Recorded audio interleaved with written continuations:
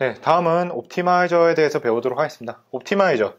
옵티마이제이션이라고 하는 옵티마이즈라는 뜻은 어떤 의미죠? 최적화시키다라는 의미를 가지고 있습니다.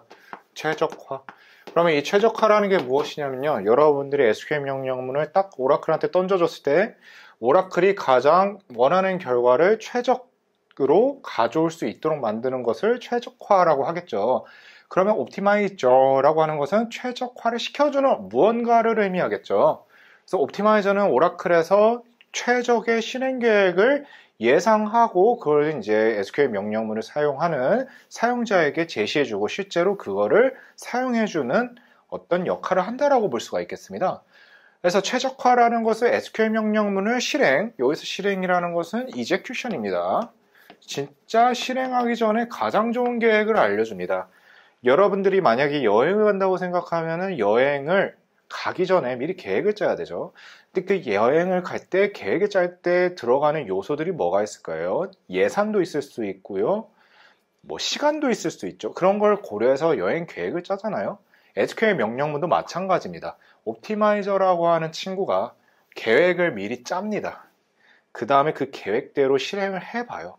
근데 계획은 언제나 계획이죠. 여러분들 여행 많이 가보셨잖아요. 그 계획은 언제나 계획이고 실제로는 또 달라요. 그래서 많이 어떤 여행지를 많이 여러 번 갔던 사람들은 다 아는 것일 수도 있지만은 처음 가는 사람들은 계획대로 따라가죠. 하지만 계속 가보니까 어느 정도 경험이 쌓이다 보니까 그걸 예상하고 자기가 원하는 대로 이렇게 바꿀 수도 있어야 됩니다. 그래서 여러분들이 생각하실 때 옵티마이저라는 것은 만약에 저희가 차를 타고 운전한다고 생각했을 때 그 내비게이션이 알려주는 어떤 자동 경로가 옵티마이저가 제시해주는 어떤 SQL 명령문의 실행 계획과 비슷한 겁니다. 근데 여러분들이 항상 자동차를 뭐 운전하거나 이렇게 가정을 했을 때 느끼시는 게 실제 자동 추천 경로를 가는 것보다 실제 자신의 경험을 토대로 해서 원하는 경로를 이렇게 즉각 바꿔서 가는 게 더 효율적인 경우가 많죠. 그래서 여러분들이 아셔야 될 게 옵티마이저가 항상 완벽하진 않다라는 겁니다. 이게 항상 정답은 아니라는 거예요. 이게 항상 정답이면 저희 성능 튜닝 공부할 필요 없어요. 오라클사에서 만든 오라클이 기본적으로 제공해준 옵티마이저만 가지고도 모든 걸 다 해결할 수 있을 거예요. 하지만 실제 옵티마이저가 하는 역할은 한 80% 정도밖에 안 되고 나머지는 저희가 알아서 튜닝을 해줘야 되는 겁니다. 그래서 이제 옵티마이저를 이제 저희는 제가 소개를 해드리지만은 여러분들이 한 5장에서 배우는 힌트라는 단원에서 여러분들이 그 실행이 어떻게 이루어지는지 구체적으로 더 지정을 해줄 필요성이 있어요. 그걸 참고로 알아주시면 되겠고요. 먼저 그 옵티마이저는 두 가지가 있습니다. RBO, CBO 이렇게 있는데 저희가 이제 주로 쓰는 옵티마이저는 대부분 코스트 베이스드 옵티마이제이션이라고 해서 CBO라고 합니다. CBO라고 해요. 이 CBO는요, 데이터들의 통계적인 정보를 이용해서 예상되는 비용을 결정합니다. 그래서 가장 효과적인 방법을 찾는데 이 효과적인 방법을 찾는 근거가 뭐냐? 근거는 어디서 찾냐면요, 통계적 정보들에 의해서 찾습니다. 그래서 CBO는 통계적 정보에 종속된 특징을 가지고 있고 이를 근거로 효과적인 방법을 찾는 친구고요. 여기서 코스트라는 것은 어떤 걸 의미하냐면요, 이 코스트라는 것은 들이는 시간 혹은 IO 뭐 이런 것들, 그리고 뭐 디스크 IO, 뭐 웨이트 타임 등등등등 여러 가지가 있는데 뒤에서 다시 배울 겁니다. 이런 코스트들을 이용해서 찾는 것, 코스트들을 예상해서 경로를 찾아주는 겁니다. 실행 계획을 짜주는 겁니다.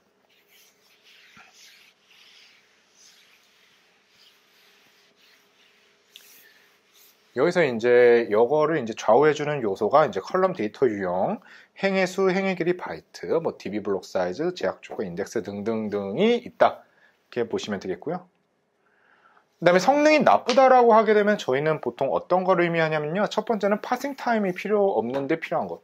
즉, 이 파싱 타임을 최소화시킬 수 있어야 되고요. 두 번째는 IO가 많은 경우. IO를 최대한 줄여줄 수가 있어야 되고요. 세 번째는 CPU 타임이 적어야 되는 경우, CPU 타임이 적어야 되는 경우, CPU의 과도한 어떤 부하를 줄여줘야 되고요. 그 다음에 웨이트 타임이라고 하는 대기 이벤트도 줄여줘야 됩니다. 이렇게 4개.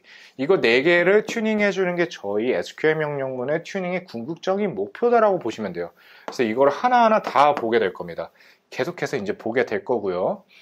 그리고 뭐 여기서 이제 좀 참고로 보실 것은요. 하나하나 좀 설명해드리면은 파싱 같은 경우에는 SQL 명령문을 실행하기 전에 이제큐션 플랜을 만드는 과정입니다. 이제큐션 플랜을 만드는 과정에서는 shared 프레에 있는 라이브러리 캐시에서 이미 실행된 적이 있는지 여부를 판단해야 돼요. 실행된 적이 있는 것이면 옛날에 사용했던 실행 계획을 그대로 사용할 수 있어요. 그렇기 때문에 파싱 타임을 감소시켜 주고요. 그런 역할을 해주는 친구가 바인드 변수라는 게 있습니다. 네, 그래서 뭐 바인딩 변수 같은 걸 사용을 해서 파싱 타임을 감소시켜주면 좋은 이제 SQL 명령문이 되고요. 바인딩 변수는 뒤에 이제 커서 공유 쪽에서 더 자세히 볼 겁니다.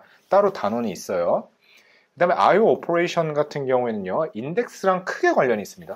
그래서 인덱스, SQL 명령문의 구성에 따라서 어느 블록, 얼마만큼 많은 블록을 쓸 것인지 여부를 찾을 수가 있어요. 1000개의 블록에서 하나의 정보를 찾을 수도 있고요. 하나의 블록에서 하나의 정보를 찾을 수도 있어요. 그만큼 어떤 SQL 명령문을 사용하는지, 인덱스를 사용하는지에 따라서 명백하게 갈립니다. 그래서 이런 이제 IO 오퍼레이션을 줄이는 게 이제 실기의 한 문제를 거의 구성을 하고요. 대부분 여기서 시험 출제가 이루어지니까 나중 단원에서 한 번 더 보여드릴 겁니다. 그 다음에 이제 CPU 타임 같은 경우에는요, 이제 소트, 뭐 이런 거 있죠. 소트, 해시 처리 이런 것들이 다 CPU에서 하는 겁니다. 그런 연산을 최대한 줄여줘야 성능이 개선이 되고요. 네, 마지막으로는 이제 다중 사용자 이용 방식이기 때문에 개개인의 연산이 대기가 걸릴 수가 있어요. 그렇게 대기가 걸리면은 CPU 조절, 네트워크 조절을 통해서 웨이트 타임을 줄여줄 수가 있습니다. 그래서 4가지 방식으로 SQL 명령문의 튜닝이 이루어진다는 것을 이제 염두에 두시고요. 이거를 이제 사람의 의견 없이 오라클이 자동으로 실행 계획을 짜주는 것을 옵티마이저가 하는 일이다. 이렇게 보시면 되겠습니다.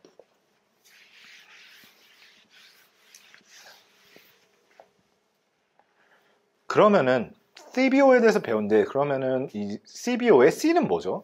코스트입니다. 그럼 코스트의 정의에 대해서 봐야 돼요. 비용이 뭐냐? 그래, 비용이 뭐야? 비용 뭐지? 하면은 이 비용은 아래로 이렇게 계산이 됩니다. 디스크 I/O, CPU 사용, 메모리 사용량 이렇게 됩니다.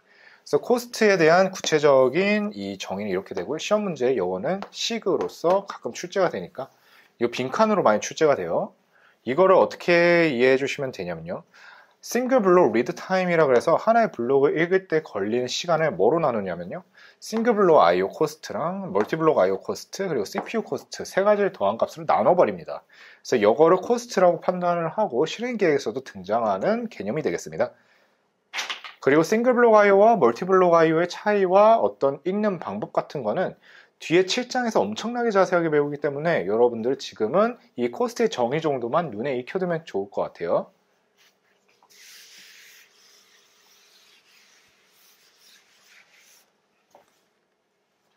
그럼 I/O 비용, CPU 비용이 뭐냐? 제가 아까 말씀드렸죠. 나쁜 성능을 보이는 SQL 명령문 크게 4가지. 첫 번째, 파싱 타임이 너무 많은 경우. 두 번째가 I/O 코스트가 센 경우. 세 번째가 CPU가 많이 고생을 하는 경우. 마지막으로 웨이트 타임이 긴 경우. 이렇게 있다고 말씀드렸습니다. 그래서 I/O 비용 같은 경우에는 이제 예상되는 I/O의 콜 횟수 혹은 I/O의 수 이렇게 보시면 되겠고요. 그리고 얘네들은 다른 개념입니다. I/O와 I/O 콜은 달라요. 그래서 I/O를 고려하는 것도 한 가지 방법이고요. 콜의 횟수를 고려하는 것도 2가지 방법입니다. 하지만 비용은 같이 보통 판단이 돼요. 그리고 CPU 비용 같은 경우에는 예상되는 I/O 시간과 CPU 사용 기간을 본 다음에 아까 이제 비용, 아까 식에서 봤었죠? 그 식을 설명해 주고 있는 겁니다. 그래서 이제 상대적인 I/O에 비한 상대적인 시간 비용이라고 이렇게 보시면 되겠습니다. 그래서 싱글 블록 I/O의 값은 I/O 콜의 값과 일치해요. 왜냐하면 하나의 콜이 하나의 블록입니다. 여러분들 한 번 더 설명해 드릴게요. 콜이라고 하는 것은 어떻게 보면은 그 중국집에서 짜장면을 시켰을 때 짜장면을 시키는 것은 하나의 콜이고, 그러니까 짜장면 2개 시켜도 하나의 콜이죠. 짜장면 4개 시킨다고 말해도 하나의 콜입니다. 그러면은 하나는 짜장면 하나 갖고 오고 4개를 시키면 4개를 가져오죠. 그럼 하나의 절차인데 어떤 걸 하나를 가져오고 어떤 걸 4개를 가져오죠. 근데 싱글 블록 I/O라고 하는 것은 짜장면을 하나 시키는 것과 동일한 내용이라고 보시면 돼요. 그래서 한 번의 주문에 하나의 짜장면만 가져오는 거고 멀티블록 IO는 한 번의 주문에 여러 개의 짜장면을 가져오는 겁니다. 그래서 콜 값과 다를 수도 있고 같을 수도 있고 이 개념을 좀 알아두시면 좋겠습니다. 각각 따라서 각각 그 장단점이 확실하기 때문에 여러분들 나중에 인덱스 구성할 때 정말 중요한 역할을 할 거예요.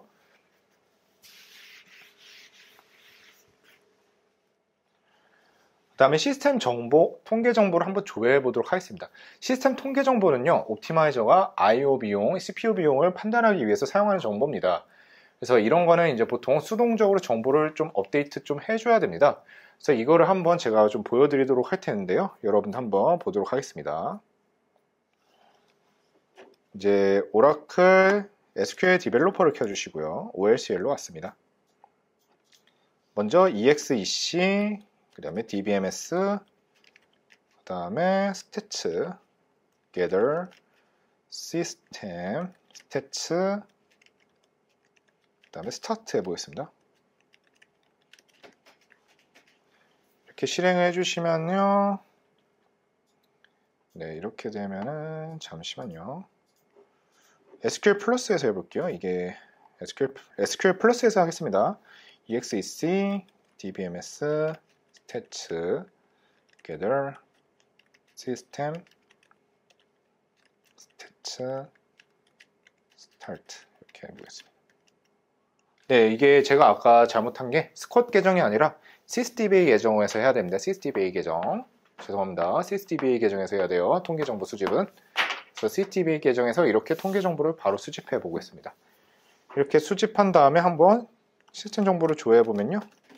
sys, ox, stats에서 달러까지 이렇게 해주시면은 이런 식으로 이제 여러 가지 통계 정보들이 나와요. 근데 여러분들이 이게 구체적으로 어떤 정보들인지 여부는 지금 아실 필요는 없고요. 참고로 한번 보시면 되겠습니다. 그러면은 이런 통계 정보를 이렇게 조회할 수가 있는데 이 시스템 통계 정보 같은 경우에는 저희가 딱히 SQLP 시험단에서 그렇게 중요하지 않아요. 저희가 이제 중요하게 생각해야 되는 건 뒤에 나오지만 객체의 통계 정보가 더 중요합니다.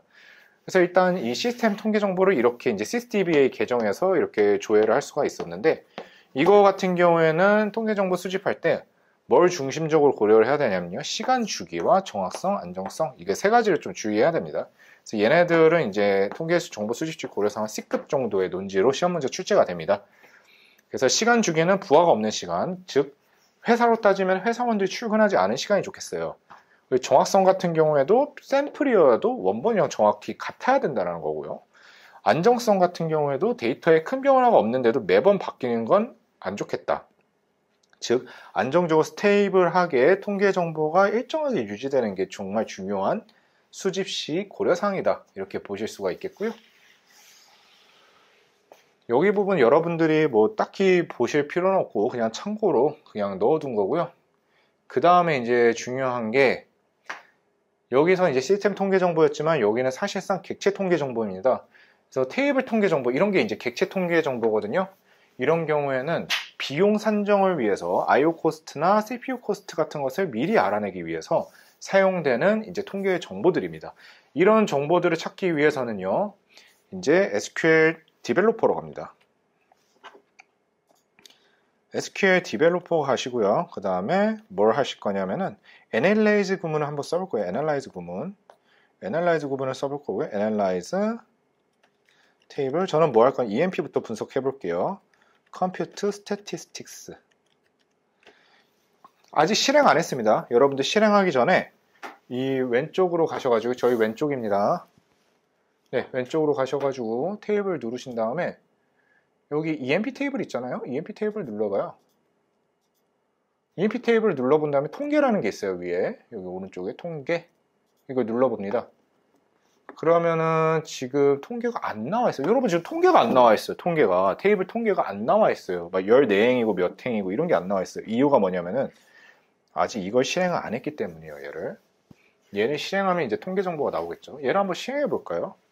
컨트롤 엔터 해보시면은 분석되었습니다. 나왔어요. 분석되었습니다. 밑에 이 분석된 걸 바탕으로 다시 아까 통계 정보로 가볼게요.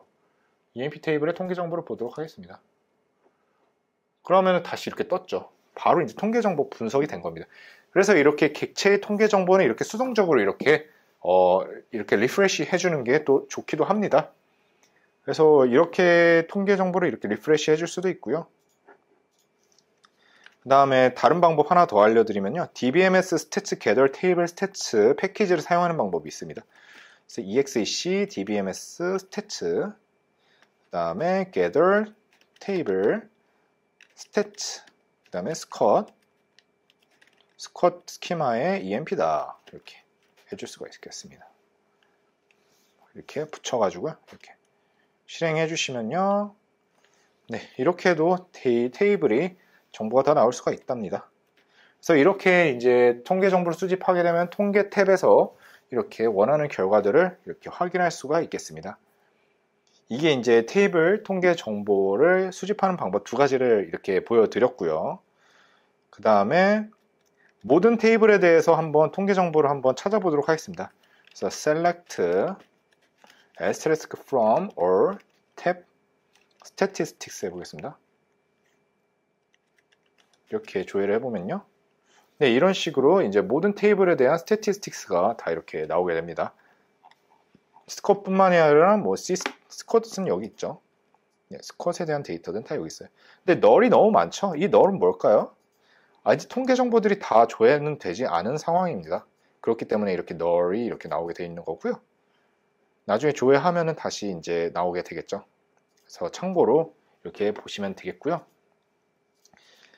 그 다음에 그 밑에 보도록 할게요. 통계 정보 조회를 이용해서 오더스의 테이블의 총 행위수가 몇 개인지, 취급하는 프로덕트의 아이디가 몇 개인지 보는 겁니다.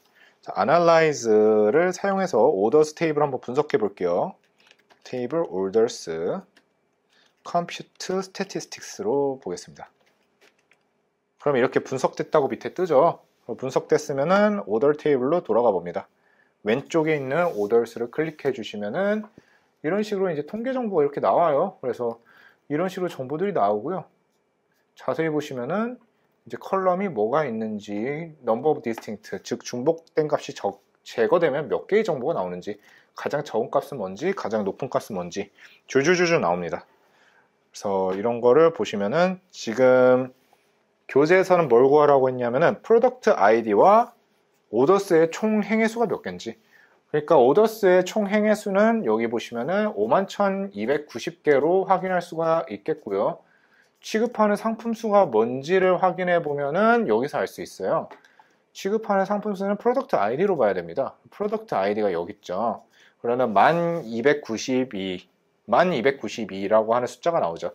즉 프로덕트 아이디는 중복값을 제거했을 때 1292개밖에 안 된다 라는 뜻을 여기서 가지고 있어요. 그래서 1292개의 프로덕트를 가지고 있구나, 이렇게 예측해 주시면 되겠습니다. 그 다음에 하나 더 좀 설명을 해드리면요, 다음 페이지에 있는 내용입니다. 스키마 통계 정보도 조회가 가능합니다.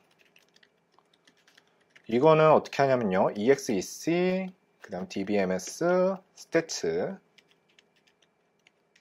그 다음에 Gather, 스키마, Stats, on name이 뭐다? HR이다. 이렇게 조회를 해주시면요.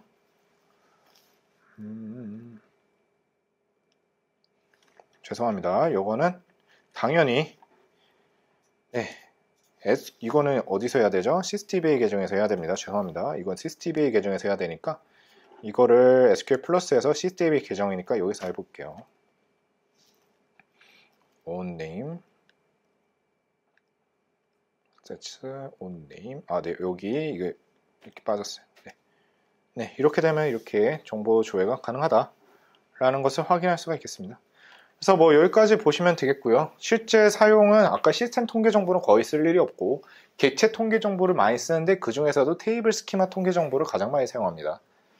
그리고 이제 비용 기반의 옵티마이저에서는 캐싱 효과를 고려하지 않습니다. 캐싱이라는 것은요, 그 리저트 캐시나 어떤 진짜 메모리에서 저장되어 있는 정보를 가져오는 그런 효과를 고려하지 않습니다. 비용 기반 옵티마이저. 이 캐싱이 뭐라면요, 나중에 배울 내용이에요. 저희가 뭐 리저트 캐시나 이런 단편적인 어떤 캐시가 아니라 뭐 스칼라 서브 쿼리나 뭐 함수값 이런 것들을, 함수 결과들을 막 저장할 수가 있습니다. 그거를 이제 캐싱이라고 하는데, 그런 걸 이제 한번 저장해 놓고 따로 연산하지 않고 계속 가져올 수 있는 게 이제 캐싱인데, 그건 나중에 이제 단원에서 배우도록 할 거예요. 서브 쿼리 캐싱 단원에서 배우도록 할 겁니다.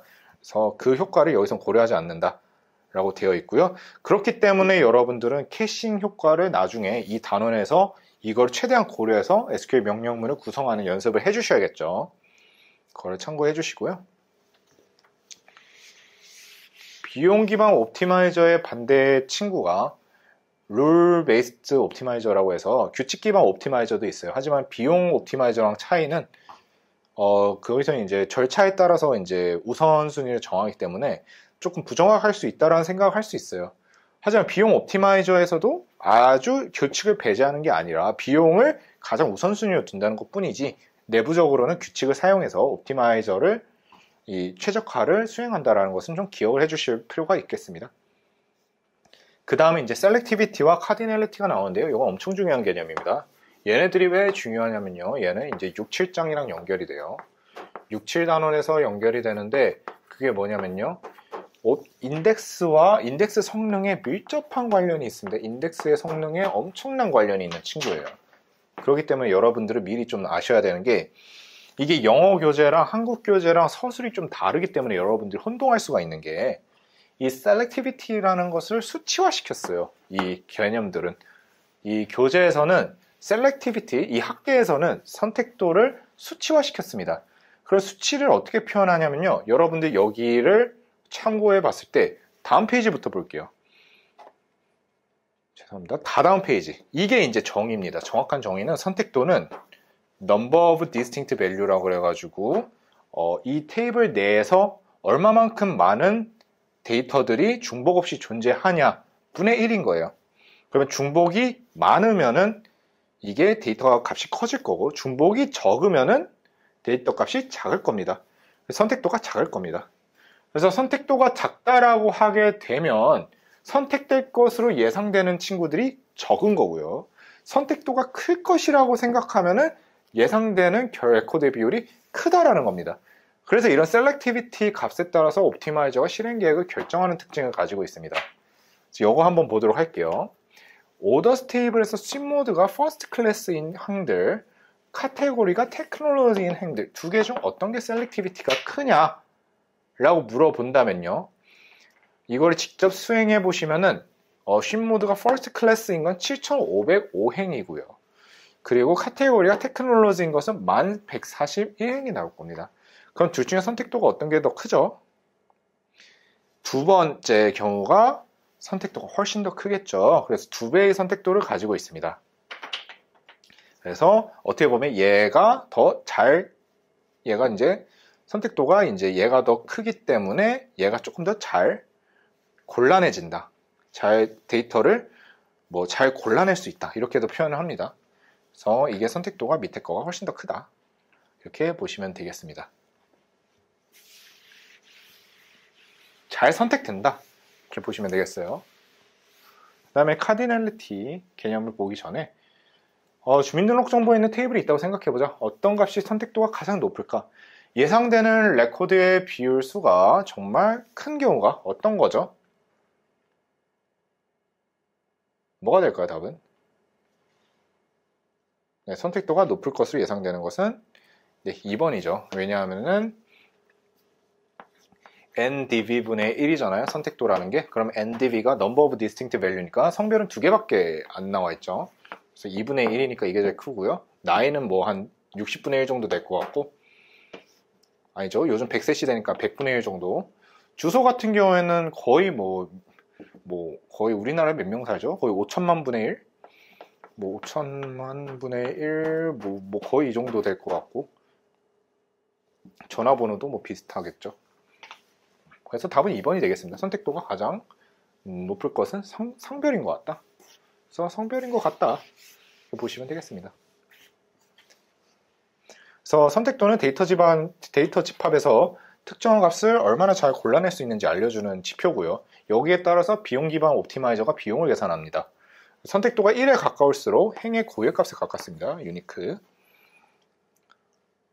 그리고 선택도는 데이터베이스에서 인덱스를 어느 컬럼에 생성할지에 대한 정보를 알려줍니다. 그래서 컬럼의 선택도가 낮을수록 인덱스로 구성했을 때 효율이 좋은 인덱스를 이렇게 구성합니다. 여기까지 참고를 해주시면 되겠습니다. 그 다음에 이제 한번 오더스 테이블에서 통계 정보를 조회해보고 선택도가 높은 상위 컬럼을 찾아볼까요? 그러면은 여기서 이 오더스 테이블의 통계 정보를 봅니다. 그럼 이제 넘버 오브 디스팅트 여기 있는 정보들을 한번 정렬을 좀 해볼게요.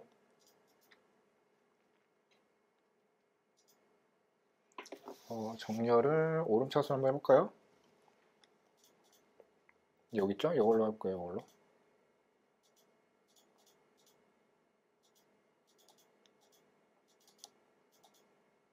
됐습니다. 이렇게 보면은 네, 로우 아이디부터 쭉 이렇게 됐죠. 로우 아이디가 가장 이제 넘버 오브 디스팅트 밸류가 크고 그 다음에 프로핏, 그 다음에 오더 아이디, 그 다음에 세일즈, 그 다음에 shipping 코스트 이렇게 됩니다.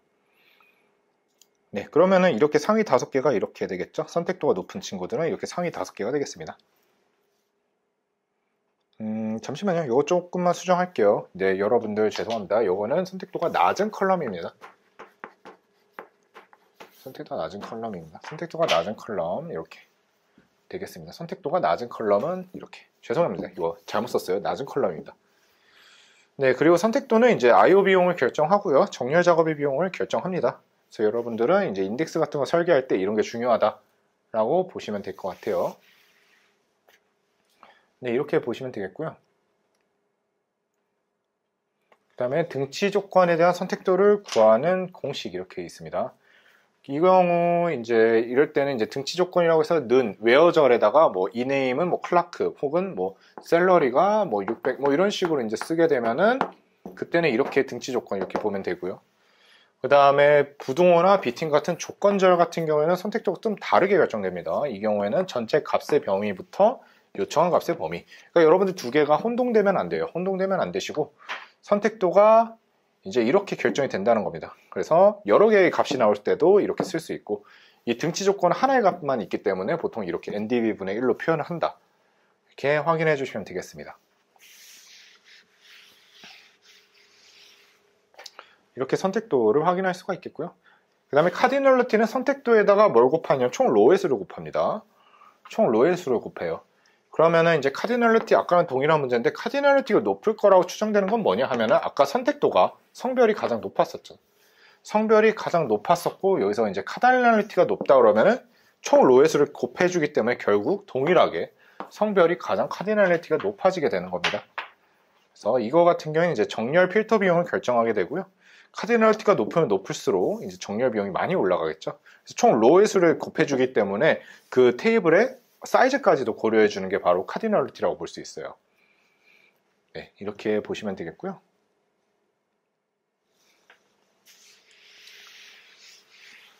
그 다음에 옵티마이저에서 이렇게 비용을 산정하면은 이제 계획을 만들 겁니다. 실행 계획을 만드는데 그 만드는 친구 이름이 플랜 제너레이터예요. 이 플랜 제너레이터는 여러 가지의 실행 계획을 생성하고요. 비용을 산출합니다. 그래서 만약에 인플로이즈에 있는 정보들을 이렇게 출력을 해보겠다. 한번 해보겠습니다. 인플로이즈의 I 테이블 LCI 스키마에서 이 정보들을 한번 출력을 해볼게요. 이거를 한번 출력을 해볼게요.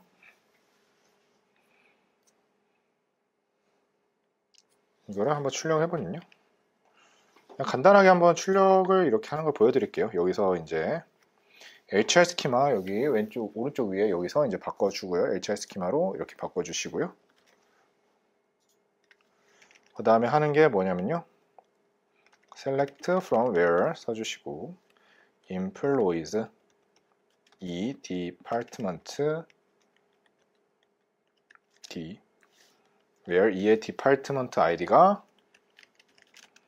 d의 department id다 이렇게 같다라고 해주시고요. 그 다음에 이의 first name 조회하고요. 이의 last name 조회하고요. 이의 department name을 조회해 보겠습니다. 그 다음에 여기다가 F6을 누릅니다. F6 여기다가 F6을 누릅니다. F6 잠시만요. 이걸 네 네, 이렇게 바꿔줘야 되고요. 이런 식으로 이제 출력이 되고, 카탈로그 권한을 부여해 줘야 되는데, 잠시만요. 이거는 뒤에 제가 써놨는데 이게 미리 떠가지고요. 이거는 나중에 뒤에 페이지 89페이지에 나와 있는 건데, 이걸 한번 지금 미리 볼게요. 그러면 여러분 미리 볼게요. 그냥 요거 여러분들 이렇게 오류가 뜰 것 같은데, 여기 보시면 돼요. 89페이지고요. HR 스키마 BSQL 정보를 줘야 한다는데, 아까랑 똑같은 거죠. 이제 오토 트레이스를 쓰려면 이걸 이제 권한을 줘야 됩니다. 그래서 이거는 어떻게 해결하냐면은 SQL 플러스로 갑니다. 네, SQL 플러스로 가요. SQL 플러스. 죄송합니다. SQL 플러스로 갑니다. SQL 플러스로 가서요. CSTV로 들어가 있죠, 지금. 그래서 alter session set container가 뭐다? ORCL PDB다. 이렇게 쓰고요. 그 다음에 잠시만요. 이게 ORCL PDB죠. 잘못 썼습니다. 지금 set container ORCL PDB.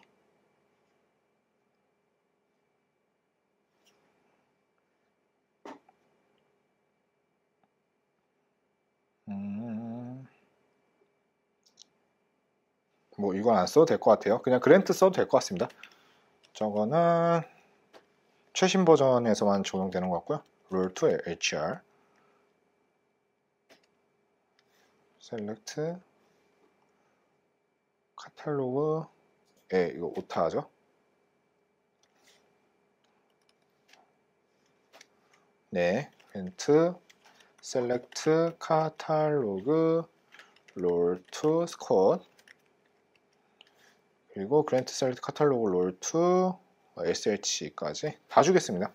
그 다음에 또 줘야 될 게 뭐냐면은 grant select any dictionary, 통계 정보를 읽을 수 있도록 to HR, to squad, 이런 식으로 주면은 작동할 거예요. 그 다음에 SH까지 이렇게 다 권한을 줍니다. 그 다음에 다시 아까 SQL 디벨로퍼로 와서 다시 F6을 눌러보면요. 네, 이렇게 이제 이런 정보들이 이렇게 나오게 되고요. 이렇게 이제 저희는 사용을 했다. 이렇게 테이블 액세스를 사용을 했고, 밑에 잘 안 보이실 건데 인덱스를 사용했고, 여러분들 직접 실습하시면 보이시니까 참고로 보시면 돼요. 이렇게 나왔구나. 이렇게 확인할 수가 있겠습니다. 그렇다면 이게 이제 아까 이제 여기 나왔던 내용이죠. 플랜 제너레이터에서 이제 이런 거를 이제 아까 그렇게 플랜을 만들어서 이렇게 추적을 할 수 있었는데, 플랜 제너레이터 같은 경우에는 이렇게 여러 가지의 조인들을 썼을 때 어느 정도 코스트가 나올지 다 예상을 합니다. 그 다음에 예상을 하는데 어떤 걸, 그럼 코스트 차이가 나죠. HA, 해시존을 쓰겠다. 그래서 해시존을 사용할 수가 있게 되는 겁니다. 그래서 어떤 연산 절차를 걸칠지 여기서 판단하는 거예요. 그 다음에 로우 소스 제너레이터라는 거 있습니다. 그거는 이제 플랜 제너레이터라고 해서 아까 연산을 결정했다면은 그 다음에 이제 진짜 실행 가능하도록 이제 만들어내는 것을 이제 로우 소스 제너레이터라고 합니다. 진짜 실행 가능하도록. 그래서 참고로 이거 확인해 주시면 되겠고요. 그래서 이 트리를 만드는 겁니다. 어느 걸 먼저 시행할지, 어떻게 진행을 할지 구체적으로 이제 짜주는 겁니다. 순서를 만드는 거고요. 그 다음에 규칙 기반 옵티마이저의 액세스 기법은 이렇게 15가지가 있고요. 굳이 외울 필요는 없어요. 시험 문제에 옛날에 나왔었는데 요즘 안 나오고요. 비용 기반 옵티마이저 같은 경우에는 처리 비용에 따라서 결정하는 것이고, 통계 정보, 객체 통계 정보와 시스템 통계 정보를 사용합니다. 그리고 뭐 버퍼 캐시의 크기는 비용 기반 옵티마이저의 사용 정보와는 크게 관련이 없고요. 옵티마이저가 사용하는 정보는 보통 뭐죠? 객체의 선택도나 객체의 카디널러티 등등을 사용합니다. 이 정도로 아시면 될 것 같아요. 네, 이 정도로 아시면 될 것 같고요. 다음은 이제 실행 계획을 보도록 하겠습니다. 실행 계획.